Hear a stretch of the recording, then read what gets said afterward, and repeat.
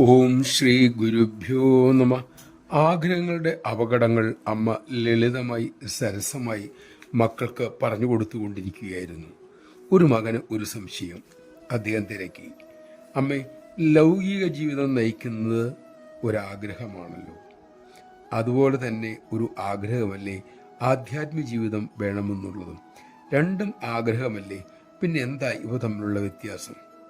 അമ്മ പുഞ്ചിരിയോടെ അരുളി, മോനെ, ഒരു വിദ്യാർത്ഥിക്ക് പരീക്ഷ പാസ്സാകാൻ ആഗ്രഹമുണ്ടാവും. പരീക്ഷ ജയിച്ചു കഴിഞ്ഞാൽ ജോലിക്കാണ് പിന്നെ ആഗ്രഹം. ജോലി കിട്ടിക്കഴിഞ്ഞാൽ അയാൾ വിവാഹത്തിനുള്ള ആഗ്രഹം പ്രകടിപ്പിക്കായി. ഇതിങ്ങനെ തുടർന്നുകൊണ്ടേയിരിക്കും. ഈ ആഗ്രഹങ്ങൾക്ക് ഒരിക്കലും അവസാനമില്ല. മാത്രമല്ല, ആഗ്രഹങ്ങൾ അതൃപ്തിയെ സൃഷ്ടിക്കുകയും ചെയ്യുന്നു. അയാളുടെ സ്വസ്ഥത ഇല്ലാതാകുന്നു. ആധ്യാത്മികതയിലെ ആഗ്രഹം ആ ആഗ്രഹത്തോടെ അവസാനിക്കുന്നു. മക്കളെ, അതോടെ അയാൾ നിത്യതൃപ്തനായി തീരുകയും ചെയ്യുന്നു. രണ്ട് ആഗ്രഹങ്ങളും ഒരുപോലെ തന്നെയാണോ? മോൻ ചിന്തിച്ചു നോക്കൂ. നമഃശിവായ. അമ്മയുടെ കൃപയ്ക്കായി നമുക്ക് ആഗ്രഹിക്കാം. ആ ആഗ്രഹത്തോടുകൂടി നമ്മൾ പരിപൂർണ തൃപ്തരാകുകയും ചെയ്യും.